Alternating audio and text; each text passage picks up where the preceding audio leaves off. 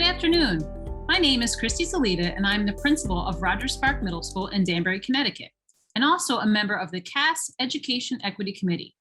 It is my pleasure to welcome you to our breakout session, Moving Beyond Performative Allyship to Make Actionable Change. This topic is critically important as we dive more deeply and explore how we can work together to learn and lead for systemic, racial, and social justice. Thank you so much for attending this session and joining us today. I want to begin by recognizing and thanking our education partners, the Connecticut Department of Education and SERC, for their generous support in helping us to make this Education Equity Summit possible. And now, just a couple of quick reminders. Everyone has been muted. If possible, please turn your video on, as it's nice to be able to see everyone. Please ask questions in the chat or raise your hand with the button at the bottom of your screen to be recognized by the presenter if you would like to speak. We will do our best to answer your questions during this webinar. Along with asking questions in the chat, please use the chat to share ideas and let us know if you're experiencing any technical problems during the Zoom meeting, as we will be monitoring the chat. This webinar is being recorded and will be posted on the CAS website. You will receive a notification email as soon as all of the sessions from today are available.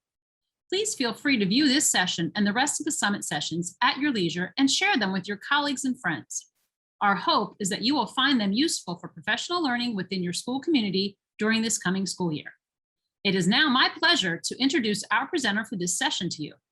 Dr. Tamika La Salle is an associate professor at the University of Connecticut in the school psychology program. Prior to becoming a school psychologist and professor, Dr. La Salle was a special education teacher in Atlanta, Georgia. She is a research scientist for the Center for Behavioral Education Research. Dr. La Salle studies culturally responsive educational practices and school climate. She is particularly interested in the impact of culture on students' educational experiences and on developing and maintaining culturally responsive school environments that are equitable, safe, and positive for students, teachers, and families. Welcome, Dr. La Salle. Good afternoon, everyone. Thank you for the introduction, and I'm happy to be here. I'll jump right into it. And I plan to end about 15 minutes early so that we can have time for questions. But if you have a question in the middle, you can feel free to raise your hand. And I think Christy's going to help me out with making sure I don't miss anything. So I'm going to talk about equity in education, moving beyond performative allyship to make actionable change for minoritized students. And so pretty much everything I do circles around this picture, this figure. And really it's focused on supporting culturally equitable social competence and academic achievement. There's a big focus always on data and how we use that to make decisions, thinking about systems in the ways that they do and don't work for different students, and the practices that are in place. And in order to be able to do that, we have to be able to, support knowledgeable staff behavior, support culture responsive decision-making, and use this in an iterative way. What I mean by that is on an ongoing basis, not just waiting till the end of the year to review data, but what are the ways by which we normalize looking at data and reviewing our practices and being able to pivot when we need to pivot. So I use this analogy to describe why is it that we say we need to focus on minoritized students. And when I talk about minoritized students, I'm talking broadly about racial and ethnic minorities, students with disabilities, sexual minorities. I'll talk, a lot of my examples today will center around race, ethnicity, probably for obvious reasons. But I want to provide a little bit of context. And so when people say, well, why aren't we talking about all students all the time because they all matter? If you were in a neighborhood and your house was on the block and somebody came to your neighborhood and they said, which house is most important? Right? Most of us will say, well, all the houses aren't. Everybody who lives in all the houses are important. I can't say somebody's life is more important than somebody else's, or, you know, somebody who lives in this house that's nicer is better than somebody who lives in this house. Now, if I add to that, this house is on fire and the fire department comes to the neighborhood and they say, well, which house do I need to give attention to? I'm not going to say to them, well, you have to go to all the houses and make sure that you're treating them equally and you'll make it to the house that's on fire. The problem that is happening right now is that there are several houses that are on fire within a number of different communities. So within the Black community, within the Asian community, within the community of students with disabilities, students who represent sexual minorities, their houses are on fire. And so when people say, why do we say that we need to pay particular attention to certain groups? It's because we have not done so in the past.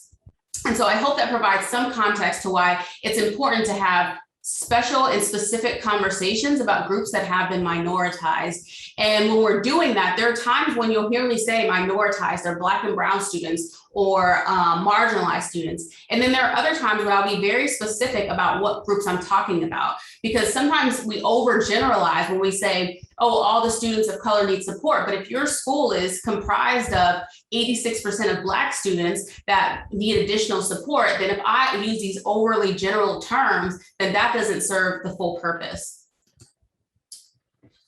When we talk about the current context of education, and most of you, all of you are in school, so you know this just as well as I, that the number of non-English speaking schools, students in schools has doubled since 1979. In 2014, that was the first time that we had a majority minoritized school population. You'll hear me say minoritized instead of minority because it's a status that has been placed on a lot of marginalized groups, even when in number, like in our public school system, there are more minoritized students than there are white students, but they still hold a minoritized status. We have this increasing need to have a foundational understanding of culture and the impact that it has on educational experiences, culturally affirming practices to promote student engagement and success. You'll hear me talking about a strengths-based perspective and focusing on that. And also a need to be self-reflective and look at and check our own awareness to be able to support not only our students' growth, but our own personal growth. And that's where the work of an ally comes in. Some of the basic assumptions that we have about education or had about education are schools are microcosms of the greater society and that they're structured to reproduce the norms of the dominant culture. But what is the dominant culture, right? We know what the power culture is in our country, but what is the dominant culture in a society that's becoming increasingly diverse? We look at schools as the historical structure and purpose of schooling and how it contradicts current law and public policy. So again, when you go back to compulsory schooling, when you go back to Brown versus Board of Education, I mean, the foundations of our educational system were set up to separate students and were set to allow certain students opportunities and to take away and not offer opportunities to other students. That's the foundation by which our education system was founded. And so we would like to think that, yes, now all of our education systems are completely contradictory to that. But based on the practices that we all engage in on a daily basis, that's not always the case. You know, we have to be constantly thinking about what is my role in perpetuating these norms, and what is my role in disrupting them and making things different for students? In doing so, we have to have a knowledge of the students' homes and community context, because that's invaluable in interpreting classroom behavior and academic performance. You know, when I was, growing up and going to school, my mom would say, like, your job is to go to school, my job is to go to work, right? Like that is the responsibility. And now we know that it's impossible to separate students from their homes, right? Like they bring that with them. And the messaging that we give them about that is really important, because sometimes we inadvertently send messages to students that the behavior or the practices that go on at home are not okay because we don't want to see them in school. And so it's really important when we talk about what are the norms for this setting, that we can do that without without minimizing the norms that students have and are bringing into the school. And better yet, what we should be doing is thinking about, people always say you need to meet students where they're at. I always say it's really about meeting in the middle, because when we think about schools that work, we're thinking about, me as a teacher, what do I need from you and what do you need from me? And how do we work together to make things better so that the environment is one where we can all thrive. And so I like to think about it as meeting in the middle versus meeting somebody where they're at. When I talk about culture within the context of education, I talk about culture being a set of values, beliefs, or behaviors that are shared by a group of people. This is the common definition when we talk about culture. I add, it's based on race or ethnicity, geography, socioeconomic status, experiences, or other unifying denominators. What do I mean by that? I don't know all of the cultural nuances of your school population. There are different things that exist across different communities that bind communities together, right? And so race and ethnicity could be one of them. Geography, I know that for students who live in suburban versus rural settings or urban settings, there are different push and pull factors that I have to consider when I'm thinking about educating those students. Socioeconomic status. But other unifying denominators could be things like language. It could be things like agriculture and the culture around that. And so these other unifying denominators are important because it's up to all of us to assess the context in which we work and use that information to make decisions. It's not a one size fits all equation when we're saying, well, how are you culture responsive? If it were that easy, we just like check off the list and say, we're doing this, and that. But we know it's just not that simple because you have to be able to pivot. You have to be able to try things in different ways. Culture permeates throughout context. Whether we see it or we don't see it, it always has an influence, right? There are these sort of explicit and tangible things, food, music, language. But then there are these other things. Why do we do these things? Why do we have these beliefs? What drives my motivation? What influences my academic futility or the degree to which I think education works for me? So it permeates throughout context and guides the ways that individuals assign meaning to, the ways they interact with and adapt to their environments. And lastly, it's ever evolving and it results from intra and interpersonal experiences, development, and growth. And so when I say it's ever evolving, I say when we look at the cultural norms today versus 15 years ago, they vary from time to time. When you think about cohorts of students, cultural influences vary from music, from clothing, from values, from the way that education is looked at. And so we have to, again, be able to learn and to grow, because part of being culture responsive is being able to be in tune to the culture and the context in which you exist in and grow with it as it transforms and as it changes over time. The other key thing that I think is important to talk about within the context of culture and these cultural variables is intersectionality.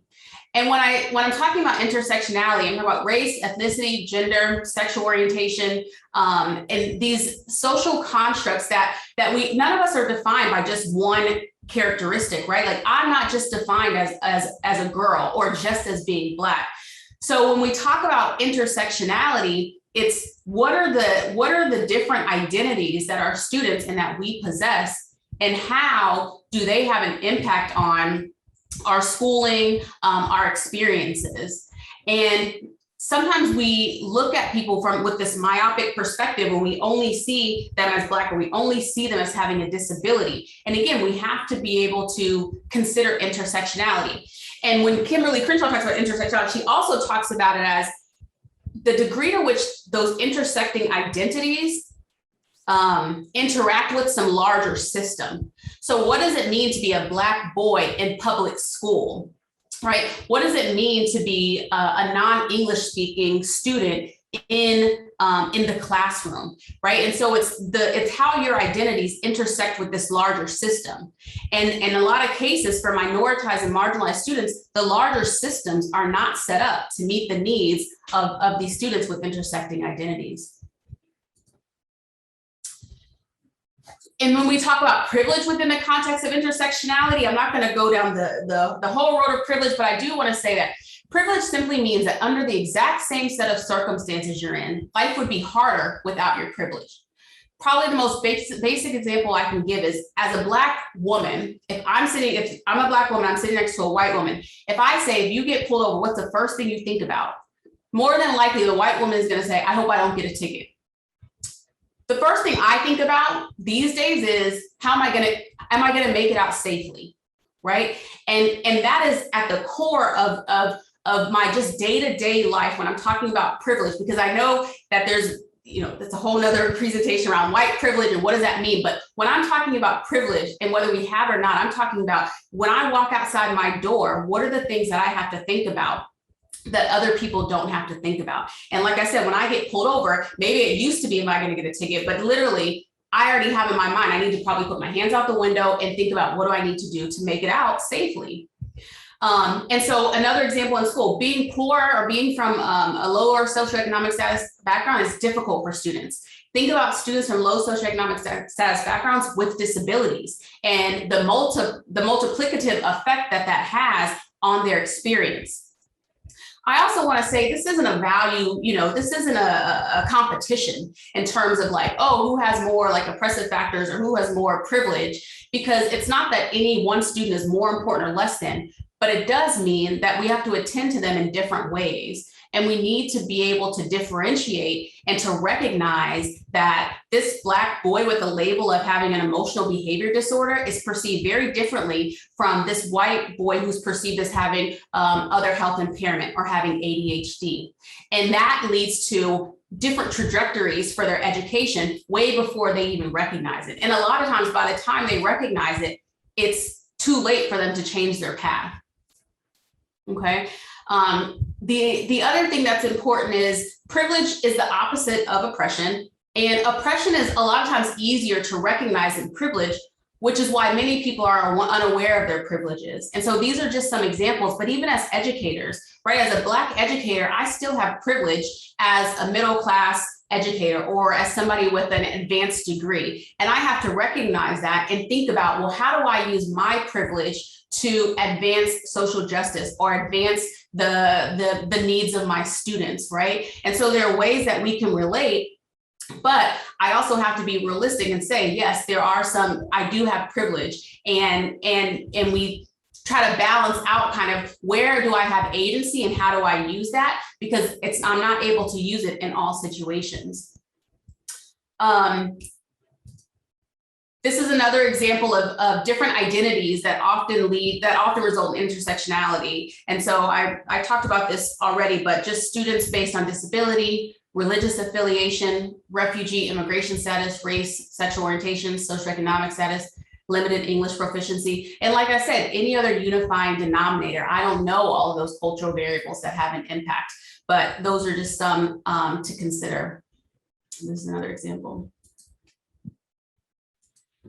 The other thing that I want to say is, when we're talking about the experiences of minoritized students, we're talking about cultural responsiveness and equity. I was just in the presentation with 4 principals across Connecticut, and one of them were talking about, I used to use equity or diversity or cultural responsiveness, and I think in today's day and age, like, these terms are used interchangeably. And the same when we're talking about minoritized students, whether we say, are we talking about Black people? Are we talking about people of color, minoritized or minorities? BIPOC has sort of evolved over the last year or so, Black, Indigenous, people of color, Latina versus Latinx, Native American, Indigenous Americans.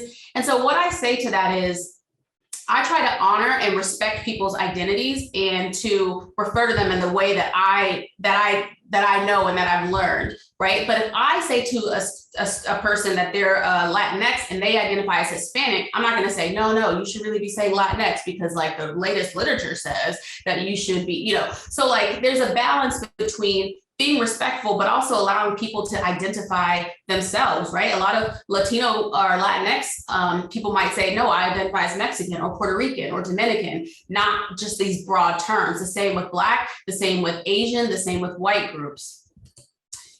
The other thing is this is not a one size fits all generalization. But when we're talking about groups and the experiences of them, it's important that we also don't just consider the present, but also consider the history and the collective experience, right? So if I'm talking about Asian American students, they have the model minority status, right? Where people say, oh, they're model minorities. And what that has done for the Asian community really has minimized a lot of the students' struggles because of this idea that like, oh, Asian students, like they're model minority, they're good in math, they're good in this. And what we find is that a lot of them struggle with mental health. A lot of them struggle with merging cultures. And so when we look at students, sometimes at, I don't know, I guess I'll say face value, we have to understand not just how they show up today, but the impact of history and what that has done to them over time in ways that we are aware of, and also in ways that we aren't aware of. When we look at students in school and we say, well, these parents don't care, they never show up at meetings, they don't care about their kids' education. Like 99.999% of parents care about their kids' education. But if you go back to Maslow's hierarchy of needs, for some of us, if I wake up in the morning and I don't have to think about food and paying my bills and things like that, the next thing I'm thinking about is, oh, how many emails do I have? What am I going to do first in the day? Some people spend a lot of their time focused on securing the basics for their families. Doesn't mean that they don't care about education. No, it just means that efforts are put in different places. And when we look at under education of minoritized communities, when we look at a lack of assets in minoritized communities, this is not because of this one person or this one family. This is based on generational wealth or lack thereof. This is based on systems that have led to these present day situations. And it's easy sometimes to say, oh, like they don't buy healthy food and things like that. But you have to look at the systems that are in place, because what we're seeing is only the manifestation of years and years and years of things that have been happening before.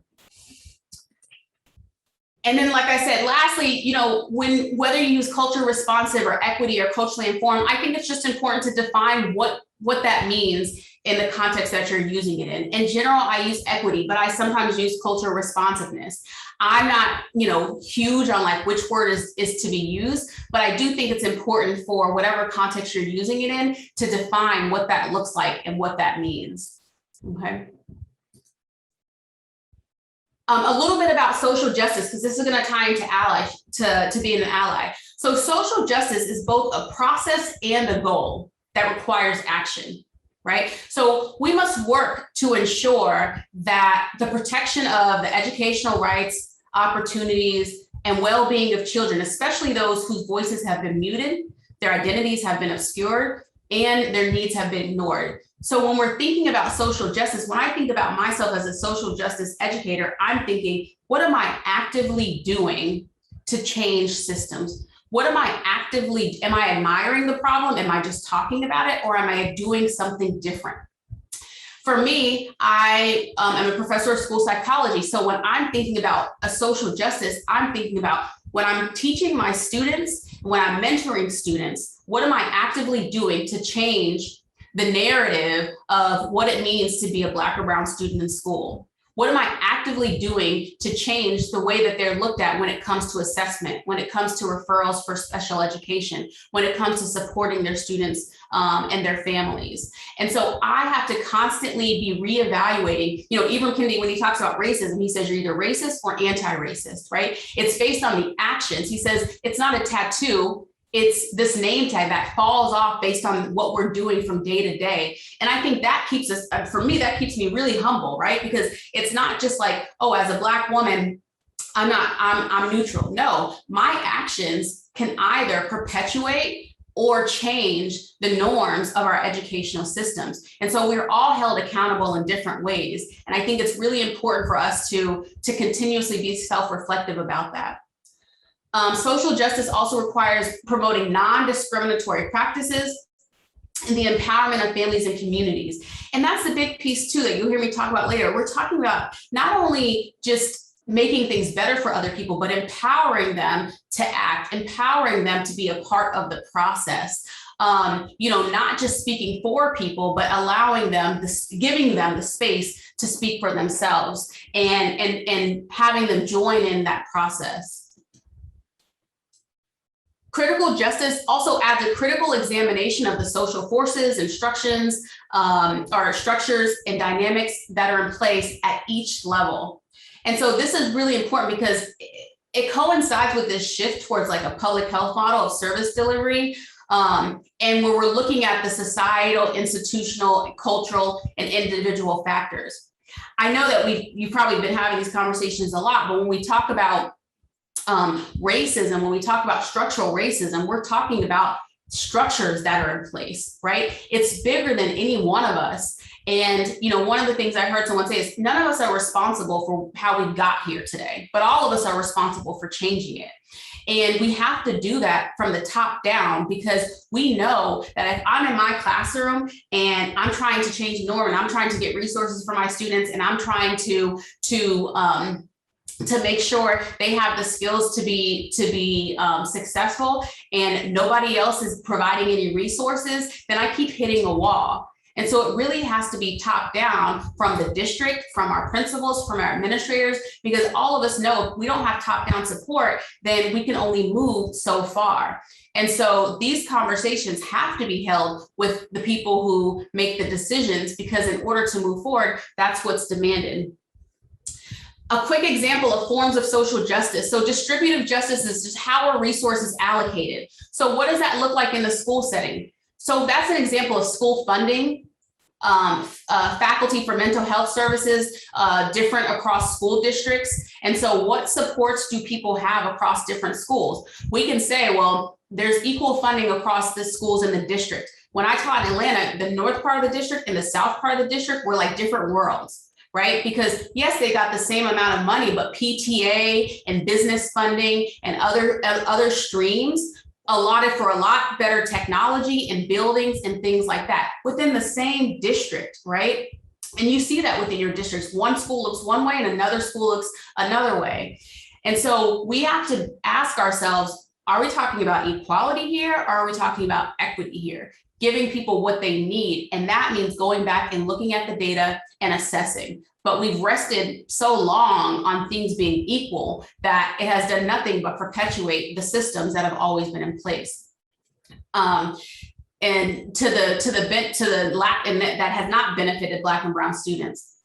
Procedural justice is the process by which decisions are made. For me, this goes back to things like special education procedures, expression of behaviors and emotions. When I go into schools and I see that the top 3 discipline referrals are for defiance, disrespect, and disruptiveness, all of those are subjective, right? And we see that disproportionately Black students, Black boys and Black girls are suspended and are written up for these subjective incidents. So what does it mean to be disrespectful? What does it mean to be defiant? And so when I'm talking about procedural justice, we have to go back, and a lot of my work is within PBIS. We have to go back and look at what are the expectations. Do people know what the expectations are? Are we setting them up for failure?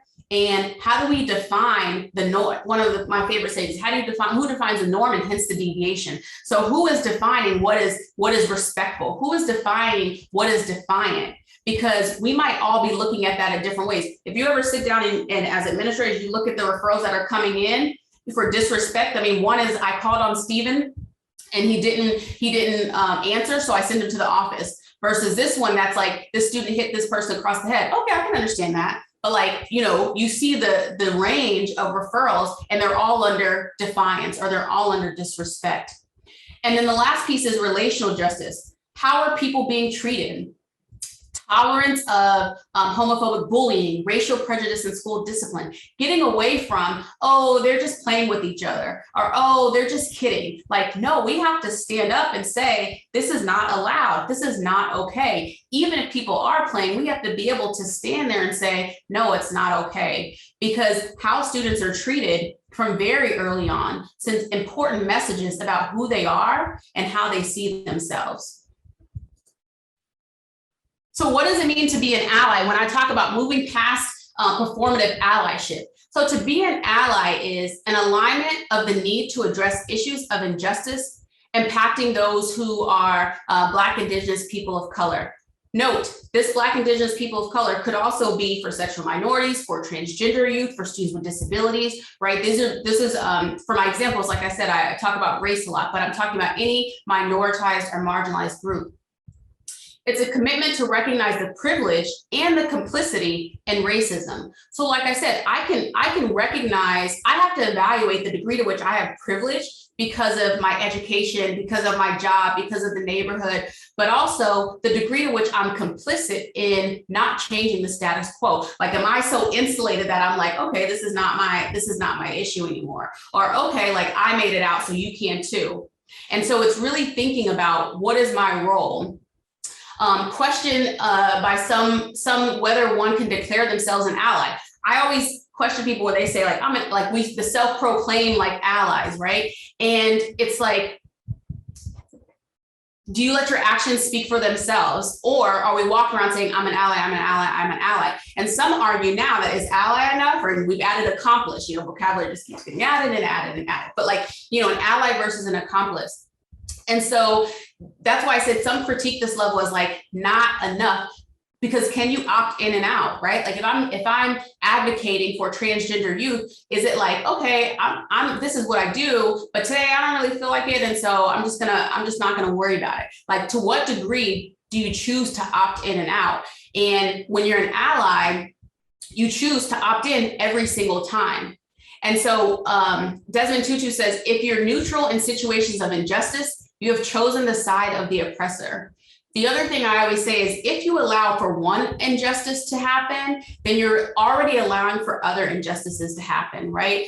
I mean, I know that it can be exhausting. I can't fight everybody's battles, right? Sometimes I'm just in the grocery store and I hear somebody say something, and then I have to like turn around and be like, hey, that's not okay. And these days, you have to be really safe. There's always so many things to weigh. And so I'm constantly thinking, am I going to fight this battle or am I not? For me, I usually default to, would I want somebody to fight for me? And the answer is yes.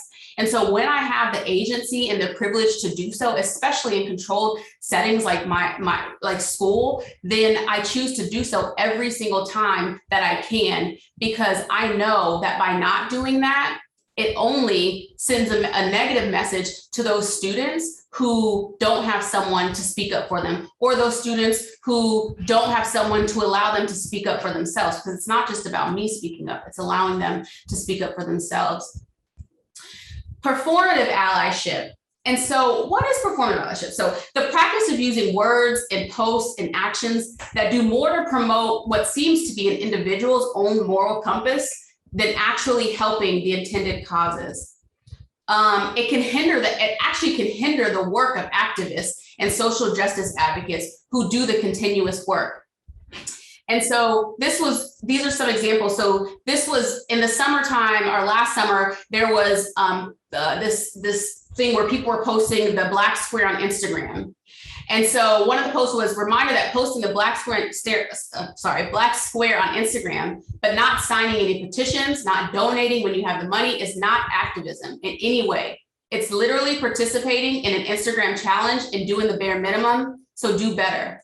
And I think what's important is all of us have to think about, what's my sphere of influence, right? So for some people, it is donating. For some people, it's going to volunteer at the local school. For some people, it's going into different communities. There is no social justice act that is too small. I truly believe that. And I think sometimes we get intimidated because you see these big acts of kindness and think, well, how do I contribute? We can start small, but this performative allyship is not necessarily the way to go. This video, I'll share my PowerPoint, there's a link. I don't know if you saw this, but this is where, when people were boarding up buildings, it was a white girl and guy, they literally got out their car and filmed her taking the hammer and like helping somebody board up the building.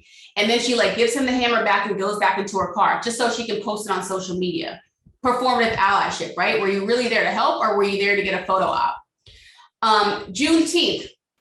So we know that Juneteenth was made a national holiday this year. To me, that's performative allyship. Like, what we asked for was justice for Breonna Taylor. What we asked for was police reform. What we asked for was to be able to be safe in our neighborhoods. And what we got was a holiday that has already been celebrated within the Black community. And so we have to ask, like, is that enough? Is that where we stop, is making Juneteenth a holiday? So what else comes with that? What else are we doing to change what's happening in the Black community? It's not about a slogan or just a hashtag. And you talk about the cycle of inaction where, certain things happen and we see it and we say, oh my, that's terrible. I can't believe that's happened, right? We move into this state of shock. And then this emotional response, and that's sometimes where performative allyship comes in, buying the t-shirts, wearing the slogans, posting things. And then because you have this guilt, and then that quickly goes into inaction and passivity and then apathy. And so being an ally, thinking about social justice is staying in it. And again, the way that you stay in it can be small ways. Not everything has to be these grand gestures, but small changes and small things have a big impact. And so we really have to think about how do we stay in it. And like I said, for me, I default to, if I were in X's shoes, would I want someone to do it for me? And the answer is always yes. And so I'm thinking, how can I do it for them? So instead of performative allyship, how do we focus on authentic allyship? That includes educating yourself, examining your own privilege and using it to help.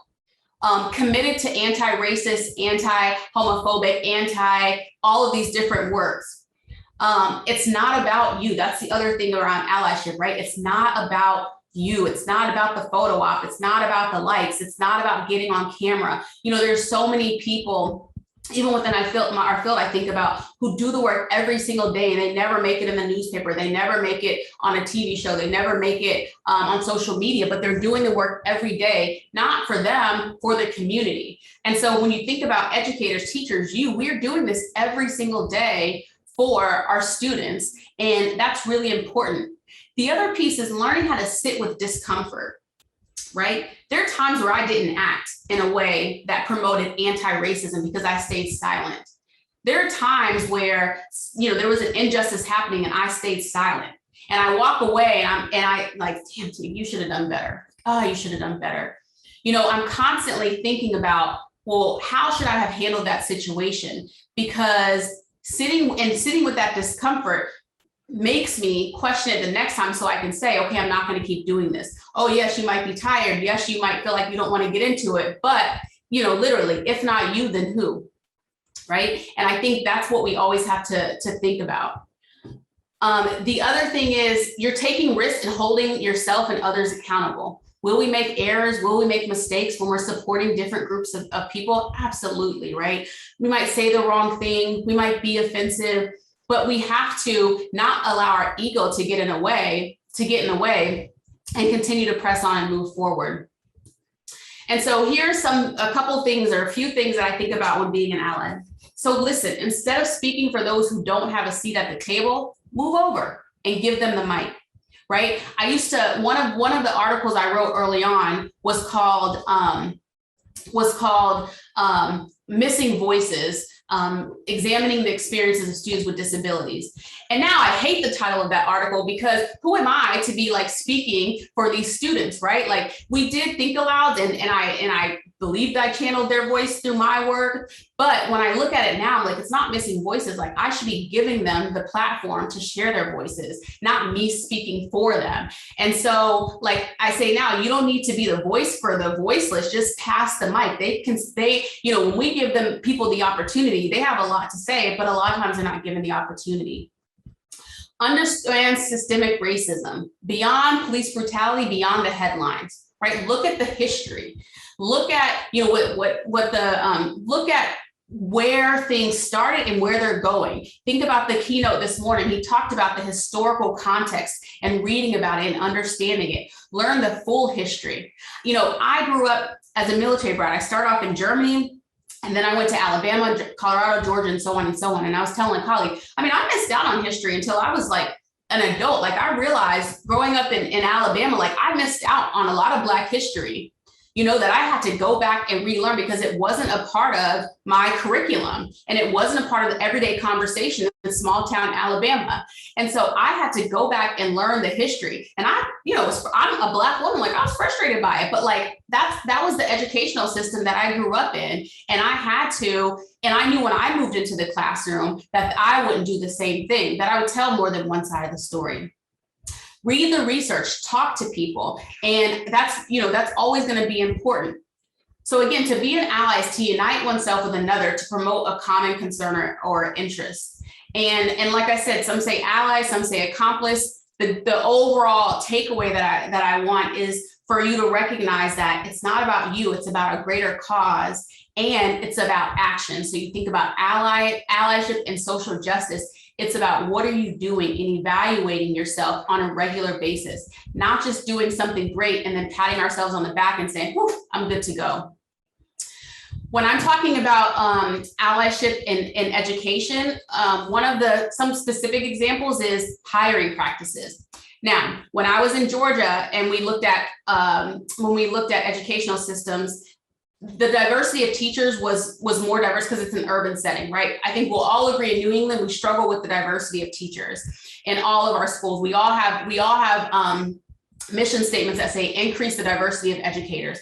It starts from little kids who are in school and thinking about, did they like school and do they want to be a teacher? Like, it starts from the pipeline, but we do have to critically evaluate our hiring practices, because a lot of times what happens is when I go into schools, let's say they're primarily brown and black students, primarily white staff, most of the support staff, paraprofessionals and stuff are black and brown also. And so to those districts, I say, well, then what are the pathways that you have for paraprofessionals to become teachers? They're part of the community. They're going to stay in the community. They live in the community. So when we're saying recruit brown and black faculty and teachers, how do we create pathways to other community college and to college for them to be able to be educators? And again, that means if we want to actually change things, we have to put in the resources to do it, because a lot of times there are people who are there who could be available, but have we invested in them? Decolonize the curriculum. What stories are we telling in the curriculum? You know, what sides of the stories are we telling? And again, the keynote spoke to that really well this morning. You know, how are we engaging students in critical consciousness and thinking about things and talking about multiple sides of the story? And part of that goes back to, I have to be able to sit with some discomfort when all of these different sides come out. And so it's not, but again, it's not about me, but I have to process that, because I have to be aware of how I show up as an educator, because that has an influence on my ability to be impactful with my students. I talked about the distribution of resources and increased access to like advanced coursework. That's another example. When I look at advanced, AP and advanced placement classes, I see a disproportionate number of brown and black students in those courses. And in a lot of experiences, students come to me and say, well, I was going to go to that class, but the teacher said, are you sure that you belong here? Are you sure that, they get doubted? And so the thing is, if 14% of your school population are brown and black students, you should have around that number in AP and advanced AP classes. And the thing is, it's not about pushing other people out, right? I think the fear is always that like, oh, if we allow more people in, then my child or my student's going to be pushed out. There's enough room for everybody. Right? So it's not about pushing people out, but it's making room for other people to come in. And that's probably my biggest pet peeve, that it's just people feel like they have to like fight for these resources. Like there's enough room in the classroom, but what are we doing to make sure the students can come in? If they perform really well on the standardized test and somebody says, I think it was just luck, because they don't really do that well in the classroom, so they're not going to get referred, then like the systems continue to work against students who could otherwise have other opportunities. I talked about this already, where I say, recognize your privilege and recognize your unconscious bias. When I see a black male walk into my class, what's the first thing that comes up? When I see a certain kid from a certain address, what's the first thing that comes up? I try to be really aware of kind of my physiological responses to different scenarios and different students and say, well, why did I feel like that? What triggered? Like, what is my initial thought? Because I have to be able to, when I have this initial thought, I generally think I have about a half a second to 2 seconds to between my thought and my action. And so if this student, if I say, oh God, I had his siblings and like, here comes another one. And then he comes into class, I'm like, hey, Michael, that's different from like, oh God, I had his siblings, but I know this is going to be different than like, hey, Michael, I'm glad that you're here, right? Like I always am trying to think about between that half a second and 2 seconds, like, what am I doing to make sure that my behavior is consistent with my overall goals and not just what I'm thinking in the moment, that kind of trigger thought. And so I have to always be reflective of my actions as a teacher and a friend and a family member and what I'm modeling. The last thing that I wanted to address is how do we shift from a deficit-based model to a strengths-based model? And what I mean by that is a lot of times we have this deficit-based explanations asserting that deficiencies in the home environment are the result of a lack of skills in students. And I'll say this, even kids who have come through trauma, even kids who have had the most adverse situations, there's still resiliency in that, right? You have students who you might say, oh, he's fourth grade, he has to get himself up, he has to get to school by himself, poor kid. But guess what? He got himself up and he got to school. So why feel bad for him? What do we do when he's here? Because what happens is sympathy can be debilitating. And sometimes we have sympathy for students, but it ends up lowering our expectations for them. And so instead of thinking about the what if, think about how that student showed up to school every day and he's there, and how do we maximize the potential that that student has? Deficit-based model is also this attribution or lack of student achievement to cultural factors and attribution to failure to a cultural group. And so when we're talking about this deficit-based model, it really is a shift in thinking instead about how do we focus on a strengths-based perspective. And so instead of seeing students from certain cultural groups as different being a problem, how do you instead incorporate cultural experiences and beliefs into educational experiences? Their learning, curriculum, relationships. How do you, instead of if kids if they speak in Spanish or the Black vernacular, and you're saying you can't talk like that, that's wrong. Like, how do we embrace that instead of telling them that who they are is not okay, or who they are is not good enough? Or to be successful, you have to fit into this box. So we have to rethink our words and our thoughts and focus on what's working and identifying strengths while we practice empathy. And like I said, we have to be weary of sympathy because it can really be debilitating in a lot of different ways. I'm going to stop for questions, but I'll share my PowerPoint because I never get through it all. But I wanted to say one more thing. One second. Like I said, I never get through. So what I want to say is me as a Black woman, those students, they don't want to have change. They don't want to change who they are. We don't want to change who we are. We want to change how we're seen. We want to change how we're treated. We want to change how we're respected, right? Kids don't show up in school to be changed. They show up in school to be better, to grow, to maximize their potential.